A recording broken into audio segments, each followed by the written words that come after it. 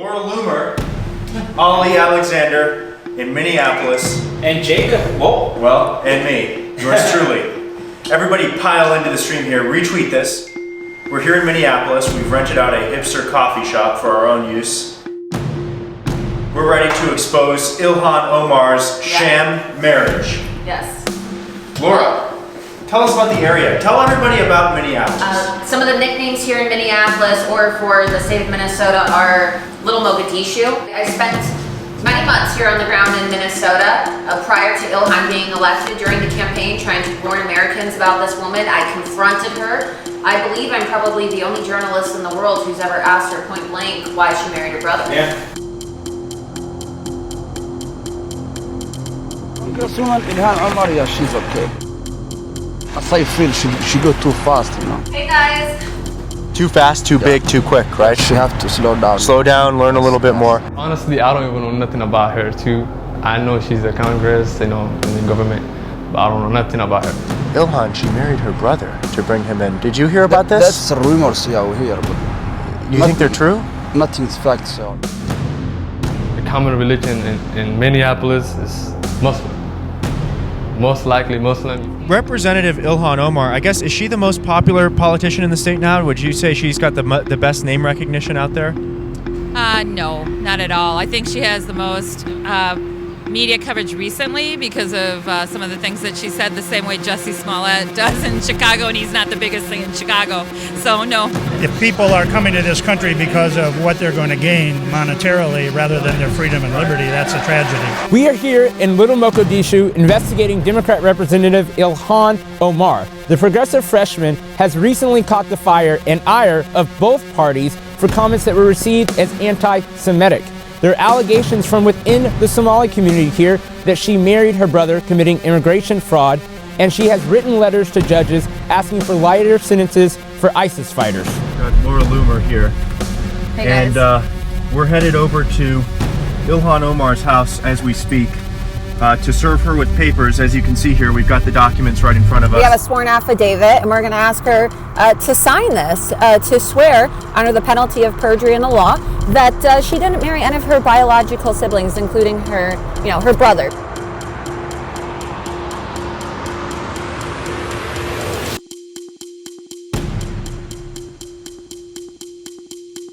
All right. Have fun. Here we are.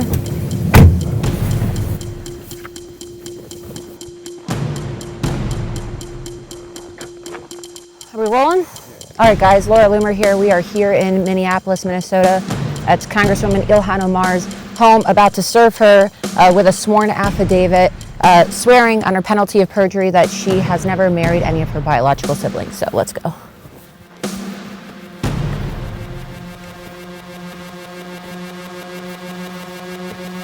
The media has characterized a lot of us as one thing. We don't believe we're that thing. And so making the process transparent allows the public to make their own decision.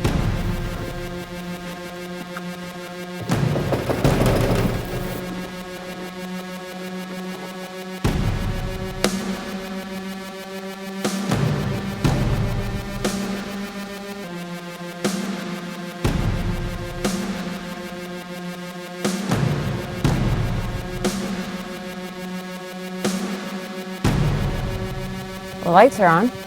To be agile and adapt, I think is journalism. I don't have an interest. I want to know, did Ilhan Omar marry her brother or not? Is this a conspiracy that started within her own community and then has trickled to partisan opponents? Or is this, real? And right now the evidence is looking real.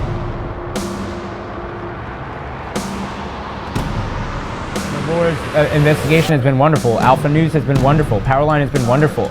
The bar at Culttture is high. I called Jacob, or Jacob called me, and we were talking about his viral petition. And I said, I'm going up to Minnesota, and I want you to come, and I want Laura to come. The lights are on.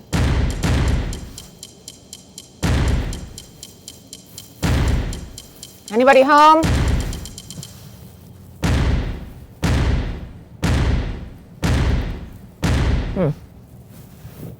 Well, No answer. I guess we're just gonna have to go try her office, right? It kind of hurts my heart, you know, but it's also, you have to kind of illuminate the truth. We caught an ISIS flag, and under the a slogan says like "Long live the caliphate" or something about the positive about the caliphate. You know, it's interesting. I was looking through the windows, and it looks a little empty. I wonder if she's moving her place now that she is newly elected. It's sad that this is what you have to do in America in this day and age, but you know, I traveled to Minneapolis, Minnesota 7 months ago. I confronted Ilhan Omar, who was then candidate Ilhan Omar at the time, and I asked her if she married her brother. I asked her why she married her brother, because the evidence is already there. We just want to clear the record. So that is afforded to all of us. What about justice for little girls, Ilhan? You voted against legislation that would have made FGM a felony. Why is she so hateful against Israel? Time for Ilhan! She married her brother. Ilhan, why did you marry your brother? I'm a pretty generous person because I'm giving Ilhan Omar the opportunity to sign a sworn affidavit under penalty of perjury that she has never in her life before married any of her biological siblings. So we're gonna try Ilhan Omar later too. But for now, we're gonna go pay her a visit at her office. What I've determined, what must be going on, is that the people just don't feel like it's a threat. And guess what? The majority of the Somali community is not a threat. The majority of the Muslim community is not a threat. But, you know, it is a percentage.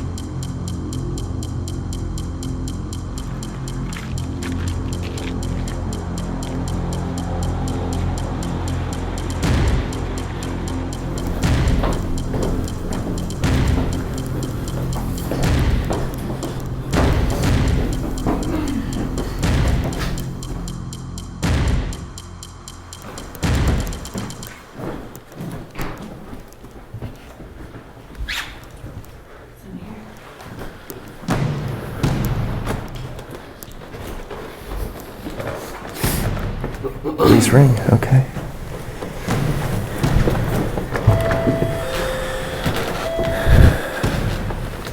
Omar comes into events. Yeah, right here in this room. Oh, right here. Yeah, right here, this building. It's same. We have In the restaurant? Yeah, in the restaurant we have a hall inside.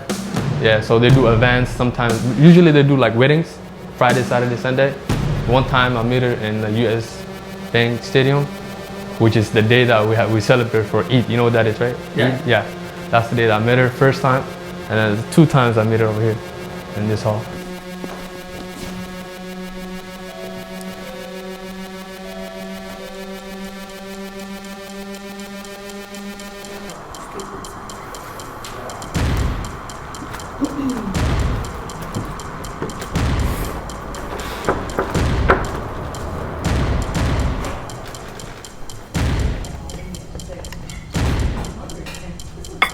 Amazing. I'm so excited about this meal. It's gonna be my favorite meal of the trip. This one's completely, permanently shut.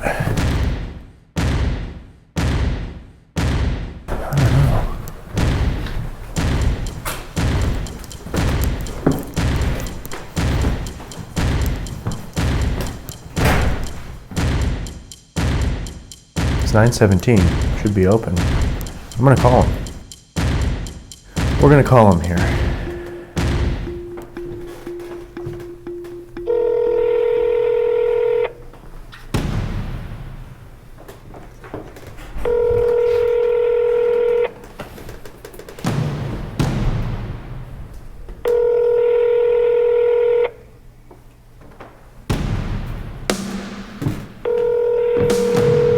Sorry, extension number 612333127 didn't answer.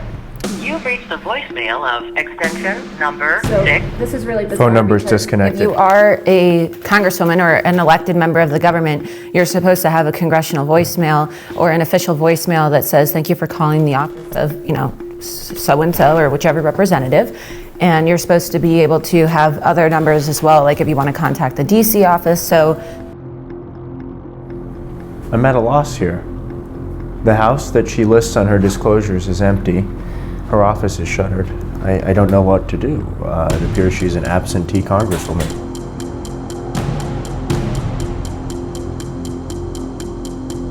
copy of our affidavit and we'll slide it under the door. I think that's really all we can do right now.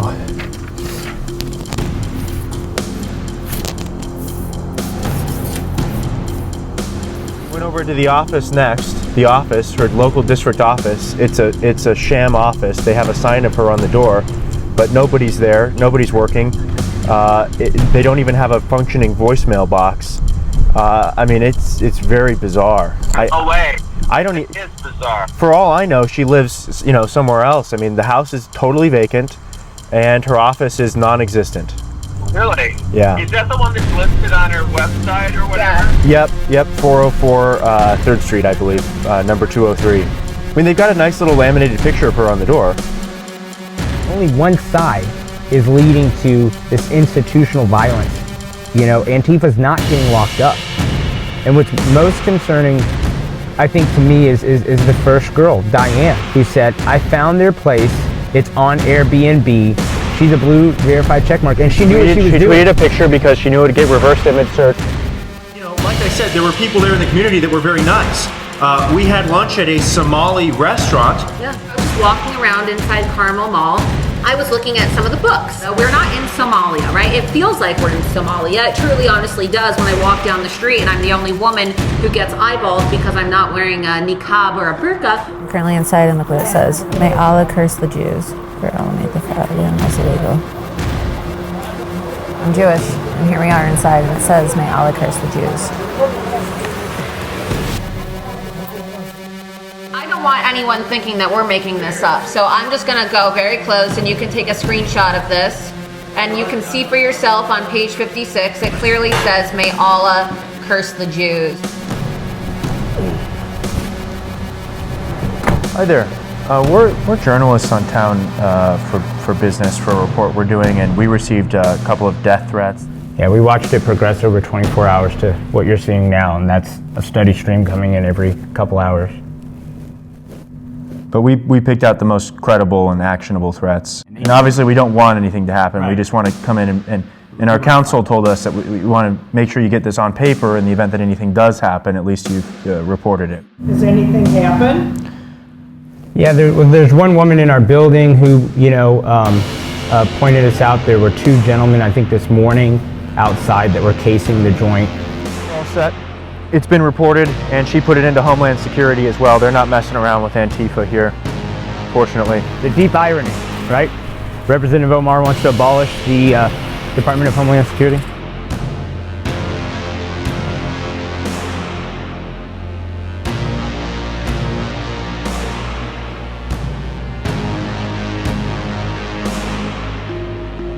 To Washington, D.C., the nation's capital, to follow through on this compelling investigation and these two provocateurs.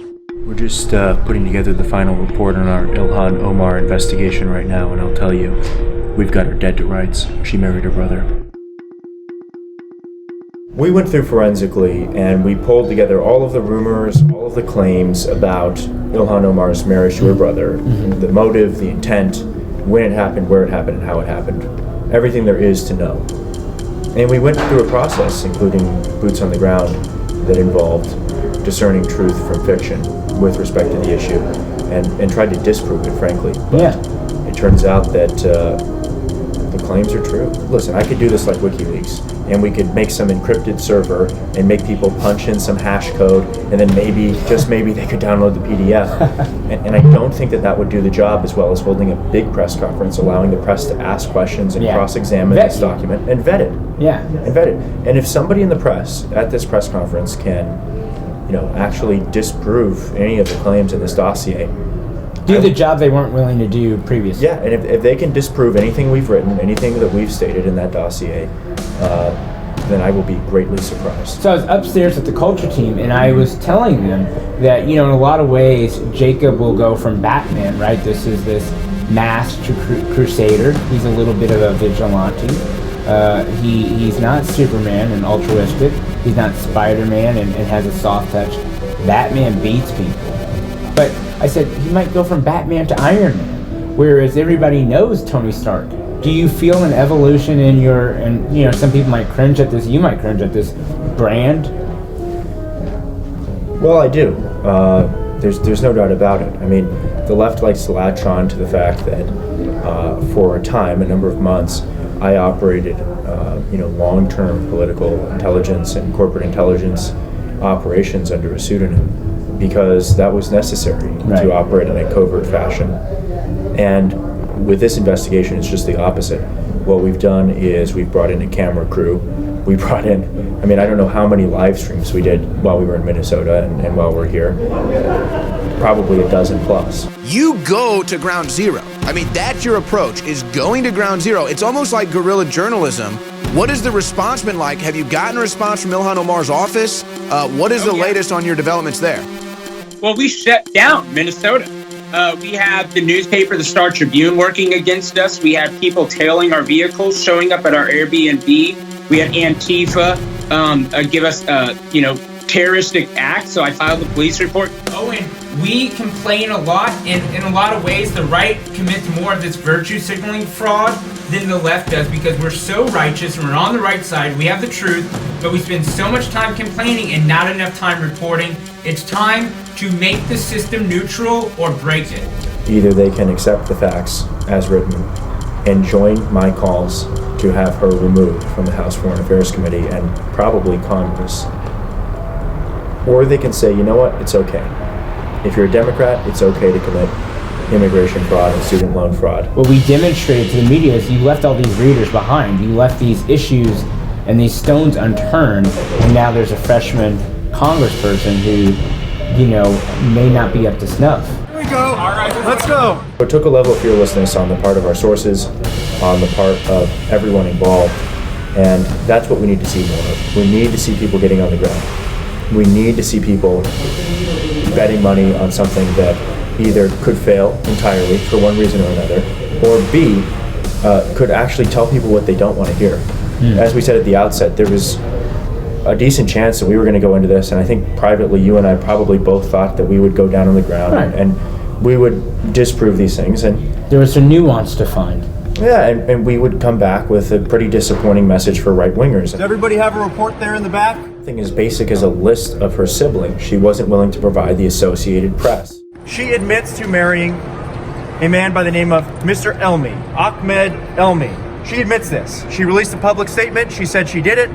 And so the real question was, is this man her brother? On the first page and on the preceding pages, we lay out voluminous social media evidence, all verified, all with footnotes, all with the proof. Again, she admits to marrying Mr. Elmi in a public statement that's on the record that is completely admitted. In 2009, she claims that they had a cultural divorce, not a formal divorce, no court filings, no records, no statements. She can't provide any of that. She's got nothing legally.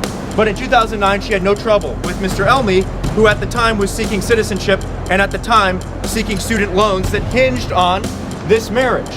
In 2009, she's living in Minneapolis, Minnesota. That's right, Ilhan Omar's living in Minneapolis, Minnesota, a district where she now represents. But she moved to Fargo, North Dakota. With her new husband. Newlyweds, they move out of town. What could be better than Fargo, North Dakota? But guess who moves with her into the same house? The ex-husband who she just got a divorce from. What could be better than that? In 2011, Ilhan Omar gets married to the original husband again. What are the odds? Another spiritual divorce and another marriage to the original husband, the father of her two kids. She doesn't formalize that marriage until 2017, and she pays a law firm to do it with her campaign funds, ends up paying a $2,200 fine, all laid out in this report. You are not going to find a single inaccuracy in this report. Petition on change.org. It's a viral petition, 200,000 people. We have a petition with 200,000 signatures from Americans that said it's time for Ilhan Omar to step down from the House Foreign Affairs Committee. Thanks, David. Thanks. House Resolution 183, resolution condemning anti-Semitism as hateful expressions of intolerance that are contradictory to the values and aspirations that define the people of the United States. 407 The nays are 23, voting present 1. 2/3 being in the affirmative, the rules are suspended. The resolution is agreed to, and without objection, the motion to reconsider is laid on the table. I thank the gentleman for yielding, Mr. Speaker. I'm going to vote yes on this measure today. I do have concerns about how we're dealing with these issues, but obviously all forms of hatred and bigotry are intolerable. We're here today because a member of this body issued a series of anti-Semitic statements. Some have said that to specifically condemn these statements and to remove her from her committee assignments would stifle legitimate criticism of Israel. But the problem with that argument is this. The comments made were not directed at Israel, were not directed to policy, were not directed towards the American-Israel relationship.